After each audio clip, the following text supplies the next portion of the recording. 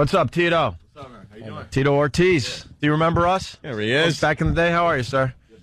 Good, man. Oh, my Hello, God. Tito. Shake his hand, Jimmy. You're going to be... How you doing? Is that a big hand, you think? Yeah. That's ridiculous. Big mitt. Here, sit down comfortably on the couch so we can grill you. Oh, yeah. Very comfy. That's what I like to see. Now, Tito, we haven't had you back since the day back at NEW when we had you beat up Steve. Elvis Sinisek. Huh? When I fought Elvis Sinisek. Oh, that was the fight you were promoting back then? Yep. You remember taking out Steve? Yeah, we actually just talked about that. That's like a huge conversation whenever I go to radio. It's kind of funny. Oh, really? Yeah, he's actually the second person I did that to. First person was Joey Grande, but it wasn't takedowns. He wanted to get choked out. Right. Oh, And I we choked want that. Yeah, no, I choked him unconscious because everyone was like big boy and everybody on the West Coast, of course. They're like, let's see what happens after you get choked out. I choked him out in about 6 seconds because that's how long it usually takes to stop the blood flow. And he was out and he woke up and he's like, that's the weirdest feeling I ever felt in my life. Oh, can we do that today with Pat Duffy? No, What? we don't. No? Joey Grande's a really, really good friend of mine. Like, I go out with him all the time and stuff, and he knows. So, no, we don't want to do that on radio here. You never know what happens. Well, What we're would gonna make you say to your friend, look, could you just choke me until I can't breathe for a little while? It was for radio, so you can say same thing as you guys. I mean, coming in here doing it for the takedown. But that was different, though. That was right before a fight, so that was a huge difference. Yeah. Well, we're going to repost our video of you choking out Steve and getting him in. Well, he took him down pretty good. In a submission hold, yeah. And how many seconds did he last, Steve, you know? 12. 12 seconds? Well, 12 seconds. That's not bad. That included Tito's ride up in the elevator, though. yeah. I said like 10 seconds. Lasting that extra 2 seconds, I guess you got to give him props. Yeah. The video will be up on onaradio.com. So you wrote a book there, Tito, huh? Yeah, man, my life story. Let me tell you. It's called This Is Gonna Hurt. It's an interesting story, you know. People, it's not really that much about fighting. It has a little bit, you know, a couple chapters about fighting, but mostly it's about my childhood of growing up. You know, growing up on the streets. My parents were ex-heroin addicts. You know, I went through a really, really tough time as a kid, from the age of 6 to about 13. So it's a really interesting book. Very inspirational from when I started doing. You know, wrestling is what saved my life. You know, growing up. You know, my mother separated with my father, and I came back to Huntington Beach with my 3 brothers that they actually left under with a guardian, and went back. And then from that point on, it was just I got into wrestling. It saved me pretty much because, I mean, I was out of using drugs. My mom was away from my father, who used to be a drug user also. And I got into wrestling, and that's one thing that pushed me to the next level of being better and better and better. I mean, I graduated high school, went to junior college. I mean, in between there, in the book, of course, there's a lot of little stories of what happened, you know, ups and downs, of course. And then having a chance to fight in the UFC for the first time as a complete amateur because I was a college wrestler. Right. And stopped the guy in 22 seconds. And from that point out on, and it just seemed like a champion was born, you know. I got to tell you, I just turned to the middle of the book, and you got some great pictures in here. Yeah, I love really a book cool. with a middle section with a lot of pictures. Yeah. And the first picture I see is your dad. It's your parents, actually. Tito's parents, Samuel Yes. and Joyce. Yes. Hard at work taking the leaves off marijuana plants. Yeah. Well, my dad used to grow plants. Oh, in the wow. backyard, Look so- at that. I mean, they were like 100% hippies, you know. So I mean, So they were growing marijuana plants while you were growing up? yeah, of course. Obviously, in the we're- 70s. I mean, Yeah, but where were they growing it? In the house? Out? no, outside. I mean, In the yard this is or back whatever? when they really didn't pay attention to it. I mean, in the 70s in California, I mean, that stuff, it was nothing, you know. Yeah. Through everywhere. Yeah, exactly. And your dad has the greatest afro I've ever seen. Yeah, actually, he was on the US magazine at the US Festival, Really? and he was like in far away in one of the pictures, and you could see his fro. It's kind of funny, really funny. Unbelievable. Anthony had an uncle that used to grow pot plants. Yeah, back in the 70s, he would grow pot in the backyard. And Aunt's mom thought what he was growing. Yeah, basil? he told her that it was a basil oregano hybrid, and my mother hybrid. bought it. She believed it. Till my father came over and said, "Why is there pot growing in the backyard?" "No, Joey, you idiot! It's a basil oregano hybrid." And they didn't get along anyway, so it didn't matter. didn't matter. There's a photo of you in the book with in Japan with Liddell and his brother.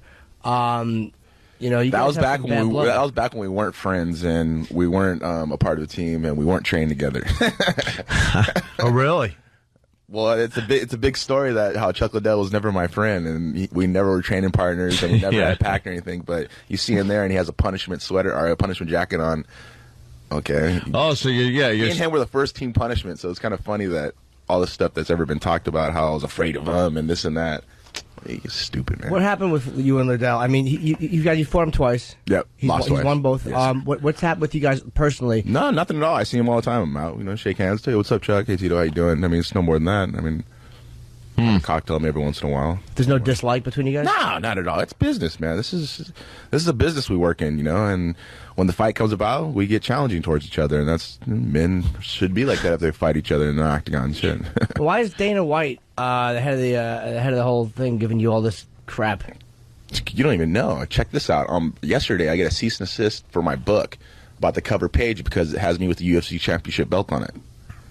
Get out of here. So today is the saddest day in the sport of MMA when UFC have to stoop down and hurt a book that's been my life. I mean, I've been the champion for 4 years and held on to the title 5 consecutive times. No light heavyweight's ever done that before. Right. And I've been there 11 years with them, and just. So they're gonna make you change the cover? Yes. You think? Yeah. So those are pretty much collector's items right there. So what's the cover going to be? They're going to just... I don't know. They'll probably blur it out, I guess. Oh, my God. Are you kidding me? So, I mean, everybody go to all your bookstores. The books are pretty much... Yeah. They're collector's items, I guarantee it. For his first batch, and then they're going to have to redo... Yeah, the next print will have a different cover. Yep. So when did it start? Because he said... I was surprised to read this stuff because I didn't know what was going on. He said Tito doesn't want to fight. He's a whiner, and he hasn't won a significant fight in years. It's like, what would... Who's he to say that I have never had a significant fight in years? I mean, has he ever fought before?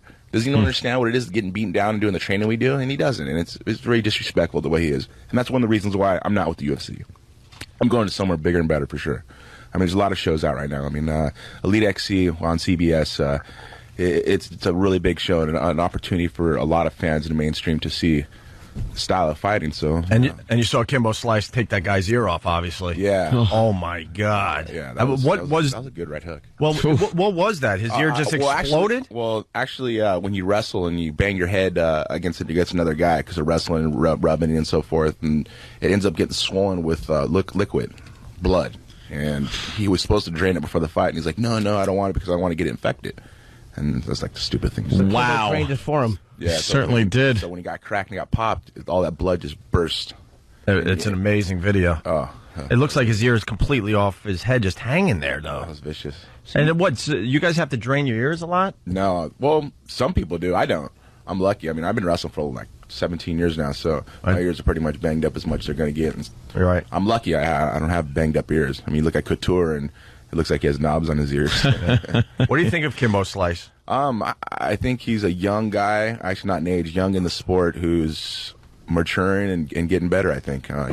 It just showed what type of heart he had to come out in the second round after getting beat down at the end of the first and take the guy out. Jimmy turned me on to Kimbo Slice with the backyard fights and street fights. This guy was all about. Sick stuff. He's not at the level that we are. I mean, not yet, but he's taking it seriously and he's doing the training, and maybe 2 years from now, he's really vicious for sure. It's amazing. These guys, because we look at him, because all those backyard fights, we're like, this guy's an animal. Like he'd be terrifying. And these guys, like, he's cute. He's coming up. Yeah, he's got adorable. Well, yeah, I mean, you gotta understand what we do is 100% of our lives. I've been doing it for 11 years nonstop, every single day, pretty much. And what guys have been doing street fighting, and they have been doing the jiu-jitsu and the wrestling. It takes a while to learn. What's a guy like that vulnerable to in the ring? Takedowns, chokes, ground and pound. I mean, a lot of things. Just the whole other game. This is. But what's the danger about trying to pull those moves on him? The danger, you expect to get punched at least. Yeah, I would gather. You don't want to get hit by that guy. Yeah, Jesus. You got to get hit with more than one punch. That's for sure. But I mean, the takedown against the fence is hugely. I mean, that octagon or the cage is a weapon. If you know how to use it and you can use it to your best, you can stop a guy who's a boxer, and that's why it's MMA. It's not boxing. It's a big difference. Well, so he's he'd be more considered like a striker, like Chuck's a striker. I mean, but Chuck has college wrestling, so there's a big difference. When you have college wrestling, it's a lot harder to take an opponent down. Yeah. With Kimbo Slice, and he doesn't have college wrestling ability. Yes, he's wrestling with bigger guys and so forth, but it takes a long time to learn that capacity of wrestling in a short time. You can't do that. There's something right. Like it's when I fought Randy Couture and I lost my title to Randy Couture. I lost to him by a wrestling match. He's at that time I was 28 years old, and he's been wrestling for 30 years. So he's been wrestling longer than I even been old. And so it just came down to a wrestling match, and you can't learn that different positions in that amount of time because it takes so much to learn, such a long time. Were you ever scared in a fight? Every one of them. Every one of them. I don't think many guys will. But it's admit different. But there's difference. It's not scared as intimidated.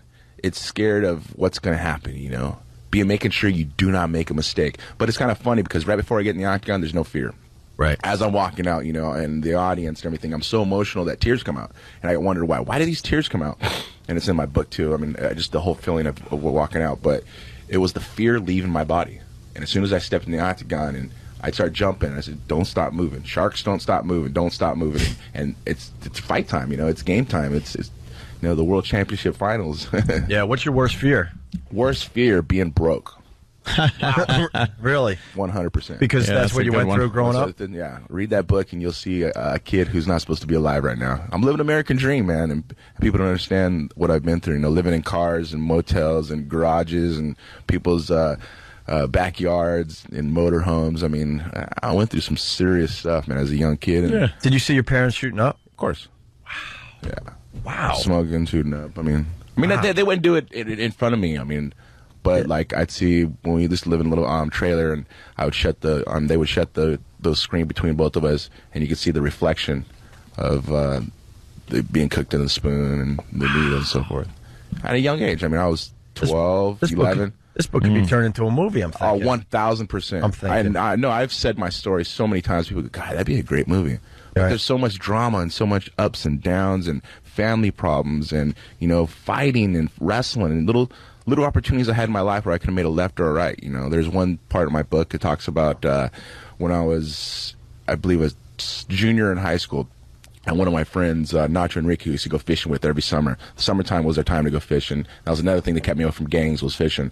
That we actually, I had wrestling the next day. He had one of his buddies called and said, you want to come with me to come drop something off? And I was like, I can't, dude. I got wrestling tomorrow. He's like, just come with me, man. I'll give you like $300. Don't worry about it. Everything's going to be taken care of. And I was like, I got wrestling tomorrow, man. And he's like, just come out. If you come out, I'll give you some loot. Don't worry about it. And I was like, you know, this wrestling thing really means a lot to me. I got to go practice in the morning, and I can't go. I'm not going to go, dude. He goes, okay, cool, whatever. I'll call you tomorrow. Well, I go to school, finish the next day off. I get a call from his mom saying, yeah, did you hear what happened to Nacho? I go, no, what happened? He goes, they got arrested last night with $1 million worth of speed, five assault rifles, and 5 bulletproof vests. So what they were doing is they're going to make a drop for the Mexican Mafia, because I was back when Southside Huntington Beach, and they would do hits from all the West Coast stuff. And it was crazy because I didn't go because of wrestling. I would be in prison with him right now. Is he still in jail? Actually, no, he just got out. He just got out a year and a half ago. How many years did he do? Well, shit, I was 18, and he just got out last year. I'm 23, so I'm wow, 15 years. 33. 33. You said I'm 23. You said I'm 33. 23. 33, yeah. That's what I tell everyone, too, so it's okay. I got to look young. So you almost did 15 years. Almost. Just like that, and a split decision. Split decision, and there's so many opportunities. I mean, so many different things, stories and so forth in the book that was that same thing, you know. I could have made it right, I could have made it left. I mean, another time when I was on my honeymoon, first day of our honeymoon in Bermuda, and we got hit by a bus, me and my ex-wife. Jeez. Yeah, I got thrown like 20 feet, road rash all on my left side. She got caught underneath the bus and drug 8 feet. And I came to my feet and I ran over and I'm like, told the bus to stop and just screaming. And I went to go grab her. And I mean, I went to college, so I took first aid and so forth, you know, not to grab a victim from the ground. I grabbed onto her, and one of the ladies goes, stop, don't touch her. I was like, oh, yeah. I let her back down. I took a step back and I almost passed out. And ambulance took us away. And the terror and the fear you got in your heart when you see someone who you just married underneath the bus, and Jesus. And I got hit hard, almost knocked out, dazed my feet. I mean, it was really serious, something that happened to us, and it's all in that book. There's so much good stuff. Yeah, I mean, you guys hear these stories. I mean, there's so much good stuff in the book. You were just crossing it? No, actually, I was on a moped. Yep, in Bermuda, and they show on the hotel channel that ride your mopeds around. It's so beautiful. It's easy. And we went, but it's on the opposite side of the roads. And when you come out, I mean, here in the United States, you pull out and you look left to turn right. Well, there you got to look right to turn left. And I look left, pulling out, and man, bus hit us going about 30 miles an hour. Yeah, when you go on vacation, your brain doesn't work that way. You try. Yeah, but I try. No, you try your we drove your around best, all day. Yeah, right. we drove around all day. But you spend your whole life knowing it this way, and on vacation you're supposed to think completely opposite. It was a 2-way stop at a 3-way intersection. Whoa. Yeah. It is. So do you consider lucky that you were able to get yourself together and out of that situation and become as successful as you are? Very, very lucky. I'm not done yet at all. Not even close. You know, when I started this fighting thing, it was just the beginning, I think. Right. And it's turned to bigger and better things. I mean, I have my clothing company, Punishment Athletics, that I started. I mean, it was new back then when I first came on here, but in '99 when I started it, now it's a multi-million-dollar company, and I started with $500 out of my pocket. Wow. And I just put my heart and soul into it. You know, the designs, everything, hats, T-shirts, beanies. I mean, everybody go to punishment.com, check it out. And I've just made it just as a family company. You know, me and my ex-wife are owners with it. Me and my ex-wife are best friends. Anthony, you hear that? Wow. No, I'm lucky. I'm really lucky. And her and my girlfriend are best friends also, so it's even cooler. I have a son with her, Jacob, who just turned 6 last week.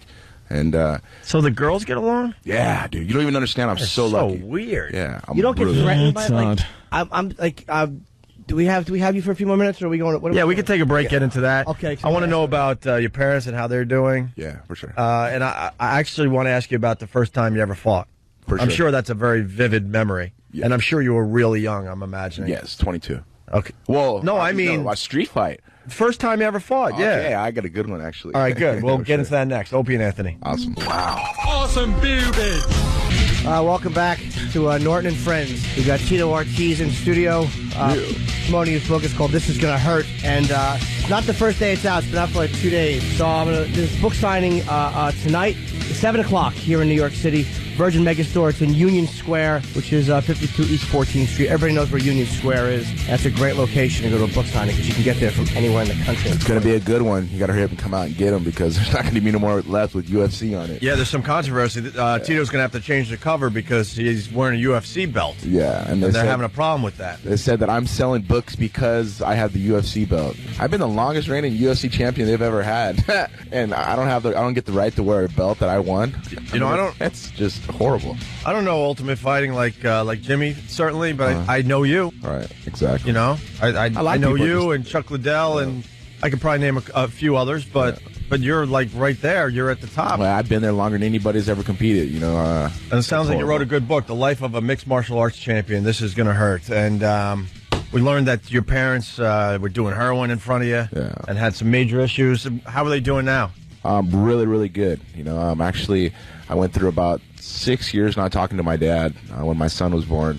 It just a lot of hatred towards him, and you know, it's just so much stuff that I dealt with. But my mother, actually, I talked to every single day pretty much, and you know, she's doing really, really good. I seen my dad probably about 6 months ago before I fought my last time. I just fought 2.5 weeks ago, and I really got a chance to sit down and talk to him. You know, I was having a lot of nightmares and stuff, and just asking him why, when we were kids, why we put us through the way we did. And I sat down and talked to him, and I had to say my piece. And I told him that I know I hated him, but I'm willing to move on in my life and accept, you know, life's too short. And I told him that, and you know, he never apologized to me, which, you know, I just frustrated. And I told him how, you know, I thought he quit on us as family and so forth, and you know, it was good to talk to him and get it over with. And once I got it over with, I was just like, all right, I felt 100% better. Stop having bad dreams. I felt like, you know, I faced my enemy, and I said my piece, and you know, I talked to him here and there now. But me and my mother are very, very close. She wrote me a letter when I was 25 about why it happened, what happened, and it really meant a lot to me. It meant a whole lot to me. What was her reasoning, if you want to share? Well, you know, my father actually had a hernia removal. And the pain he went through, he couldn't handle the pain that the painkillers they were giving him. He couldn't. It wasn't doing nothing. He didn't have insurance to pay for like better painkillers, as you can say.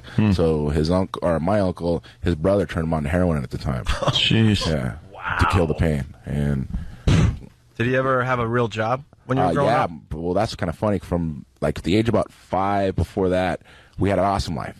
I mean, picket fence, the whole 9 yards. Oh, no great. kidding. Yeah. He owned his own company, cabinetry company. He did cabinets for grocery stores and so forth, houses and everything. And it just, changed 100% when they got into this. You know, it just, I remember we used to go to Mexico and, you know, on the East Coast, of course, Casper Park, we'd go hunting and stuff. I mean, when I was really young, I remember that. But then all of a sudden, it just changed completely, you know. And you watched everything go away slowly, the picket fence, the house. Everything, you know. And then you were living in a car? Yeah, a car and a little motorhome that sleeps too. The real surprise is there with like heroin. It seems to fall. Yeah, sure. It falls into that category. You're going to lose everything. Yeah. But what's interesting is that they had pretty much everything they wanted or needed, and then to watch it all go away, I can't imagine. And quick too. It's just I don't know. I mean, I've tried every single drug I think there is, you know, except heroin. I mean, there was one time I had recreational during college, high school, and so forth. Even earlier when, you know, we grew up in the punk rock era in the West Coast, and I had older brothers, so, you know, we smoked pot and drank all the time and so forth. But heroin was something I never touched because of that. Is he still using it, your father? I don't think so, no. When I seen him, and he looked really, really good, looked healthy and everything. And I seen him probably about 6 years prior to that, and he looked pretty bad. So I think he's been sober for a while. Well, that's good to know. And no amends, though? He didn't sit and apologize or anything? No, he didn't. He listened to me really well, and yeah, he never apologized. And that's why I kind of like took it like, you know, I said my piece, cool, and he has my number and everything. If he wants to call me, fine.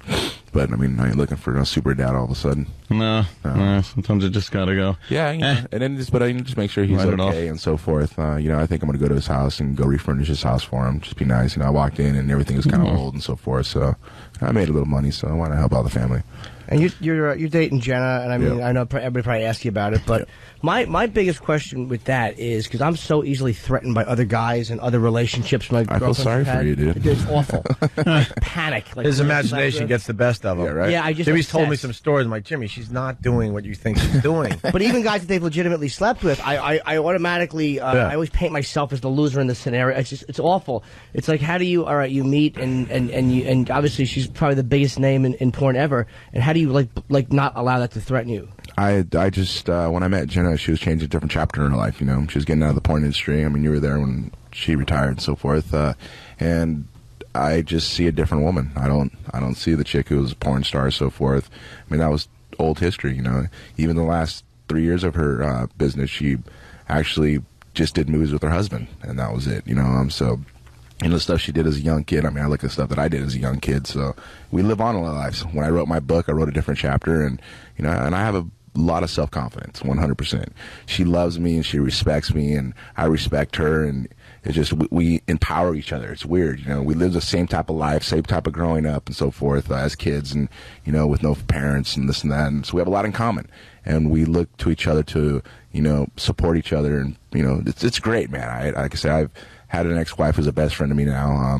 They're friends, which is amazing, and, you know, and she sees what Jenna is just like me. She goes, you guys are exactly compatible because you guys have the same story, the same deal, and we empower each other, man, and it's awesome. But the pressure. I mean, come on. No pressure. I mean, being a guy, you know, we all feel that pressure. I have the hottest chick in the world. But to make sure, you know, you're taking care of her needs, that's got to be. No, I can imagine the pressure. You, I can imagine. I feel sorry for you. Wow, I'm a passionate dude, man. There's a big difference. Right on. I'm a passionate guy, and, you know, I know my stuff. Right. I went to college. That's what I'm saying. You're obviously confident. Know you're doing. I went to college, more than okay. So you know, find a girl's G spot and so forth like that, and all that stuff. I mean, all right. I know that stuff, man. I heard she was at your fight when you lost to Chuck, and she was crying and she was really upset. Like, what was that? This is what I wondered too. Like, what was that like afterwards? Like, what do you say to each other? Like, she's very supportive. Very, very, very, very supportive. I mean, and there's times that I can't believe I lost. She's like, Tito, listen, you didn't lose. Fans watched you fight. There's no other men who could step in an octagon and do what you do. I mean, both you guys are winners. Even when a guy loses, you guys are still winners because average people do not get in an octagon and get in fight. They don't see the training you put into it. You can't be sad at all. And yeah, I get hurt for, you know, a week or two, but I suck it up, lick my wounds, and get back in it. That's why it's called fighting. Does she worry about your safety? Yeah, a little bit. Yeah. But I mean, I don't really worry about my safety too much. You know, I'm ready. I'm trained to do this. You know, it's just. Are you kind of relieved that they've changed some of the rules to protect you guys a little bit? Because when this first hit, you know, our conscience. That's when I used to fight. Yeah, I know. Yeah. That's what I'm saying. When it finally hit like my radar, they were like, you know, kind of protecting you guys a little bit. But when I first saw it, I was like, Wow. Yeah, there was no real tapping out or anything. No, the real longevity of this sport is happening, and it's here now because of the rules that got into it. With boxing, when they first started, they didn't have gloves. I mean, they would fight no round. There was no rounds, no time limit. And then as you started organizing and, evolving a sport, you put those rules, you put those regulations, you put those time limits. And what we've done in the last, 11, 13 years that mixed martial arts been around, it took boxing 100 years to do. Just because the athletes, the levels that they train in. I mean, you got kids now that have been training for 10 years and started when they're 12 years old. And they're good. They're really good now. It's like, wow, these kids are 22, 23 years old, and they're tough as hell. So yeah. Couture wants to leave, actually, and fight Fedor, but they won't allow it. To me, that's a frightening fight. Is he going to get hurt fighting him? No, not at all. Fedor walks around 220. I mean, Couture walks around 230. I mean, it'll be a great fight. Now, I think Couture has a huge chance of beating him because he's a better wrestler.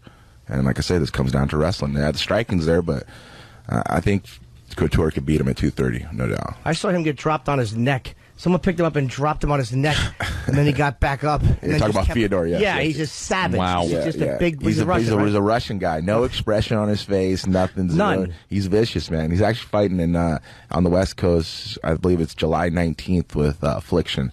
So it should be an interesting match. Him versus Tim Sylvia, I believe, UFC former champion. A lot of guys from UFC have left.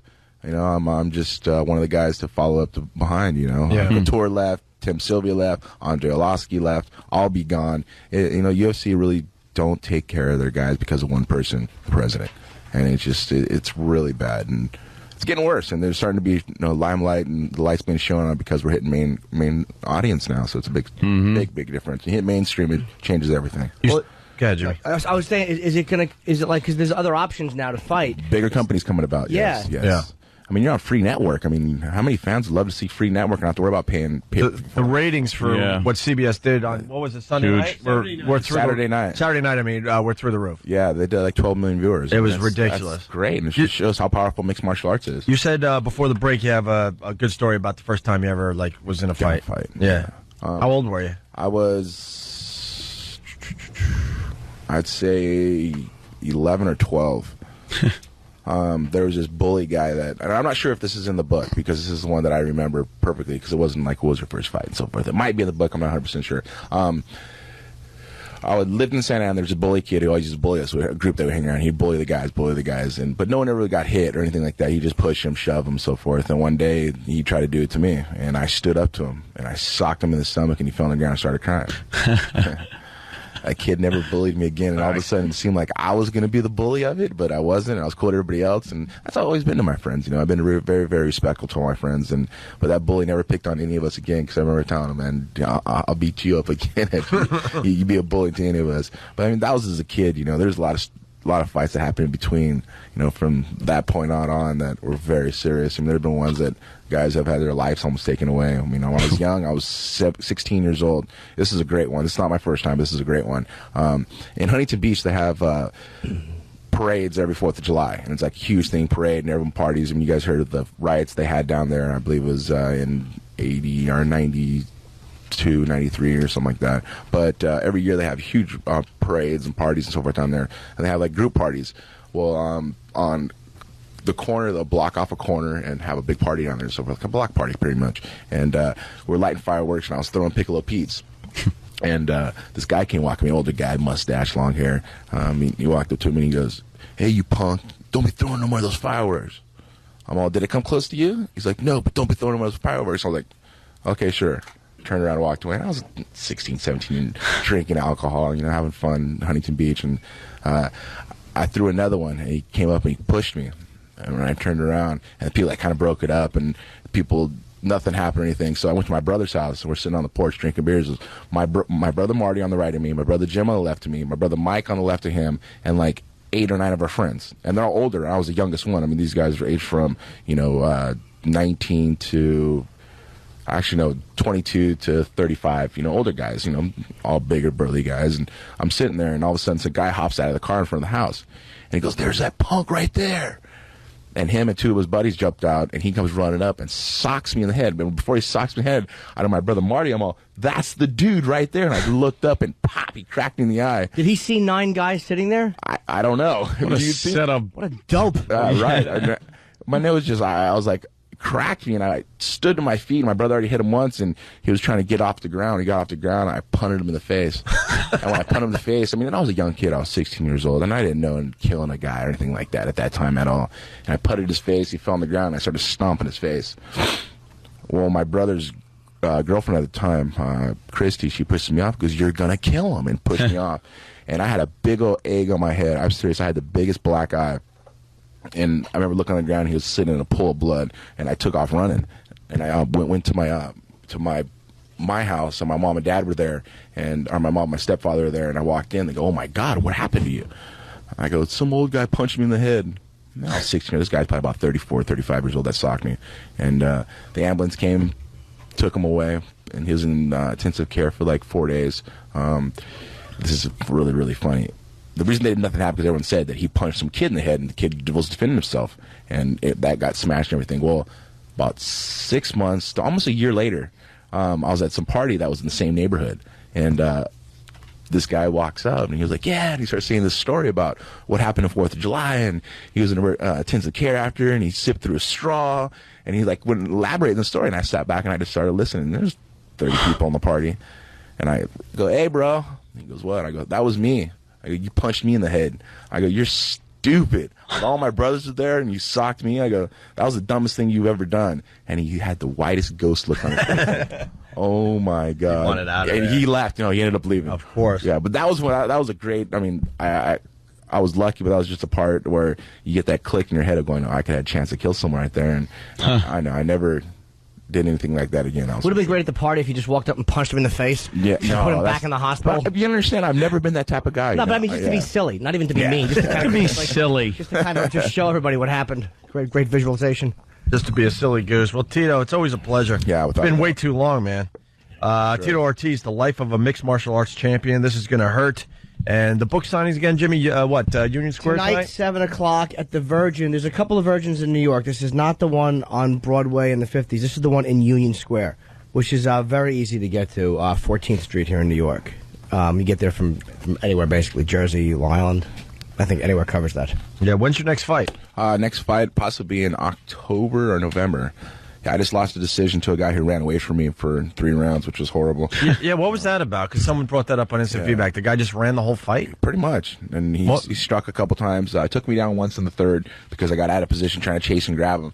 And then another time he hit me in the belly of the gut, knocked the wind completely out of me. And I recovered, which was pretty cool. Then I caught him in a triangle choke, and I almost had him. I was like literally a half an inch away, and I would have won, but it happens. But I think I lost the fight, which is fine. But I think I won the battle against the UFC. I'm a free agent for once. First time in 11 years, I'm a free agent, and it's huge. There's the CBS company with Elite XC really want to sign me. There's other companies that really want to sign me. But I think I'm going to do my own promotion and co-promote with another company. I think that's the best thing to do. I've been in the business for 11 years. I know a lot of fighters that that they know that I respect them and so forth. The payment wise and everything. And I'm in it for the fighters. I think it's about the fighter because I'm a fighter myself. How many more years do you think you'll fight? 3.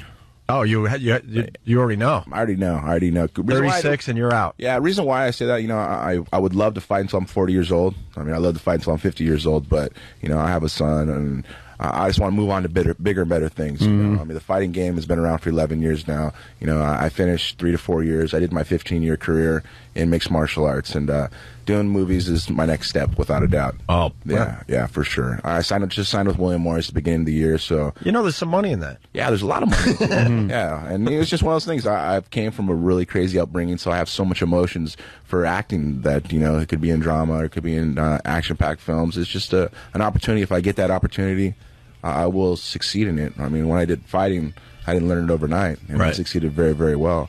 And it's the same type of deal. I'm not that bad boy people see in the octagon that wants to kill someone all the time. It's an act a little bit, but it's just I train so hard that it's nice to have one of these guys in here and they're smiling. It's like Chuck Liddell and a few of the guys we've had on. They quite frankly scared the hell out of us, and I know we're friends. So it's nice to have someone smiling as they talk about beating someone up. So. Chuck's idea of laughing is he'll just breathe and kind of nod. Yeah, all right. Well, that means he's breathes like a bull and. He has all kinds of personality. He's full of personality. Does he punch as hard hard as everybody says he does? Yeah, he punches pretty hard, of course. Yeah, Brent. Well, let me punch. I mean, I punch people hard too. I mean, we all punch hard. Yeah. Just if you're Punch in the right Jimmy in the position. face. But I mean, he has a reputation. I mean, They hit a hard hitter, yes. Stone hand. Yes, Yeah. Stone hands for sure. All right, they're going to shut us off. So, Tito, thank you. Tito Yeah, without a Ortiz, doubt. once again, the book is This Is Gonna Hurt. It looks like it's going to be a great read. And if enough people buy the book, maybe it's turned into a movie, right? Yeah,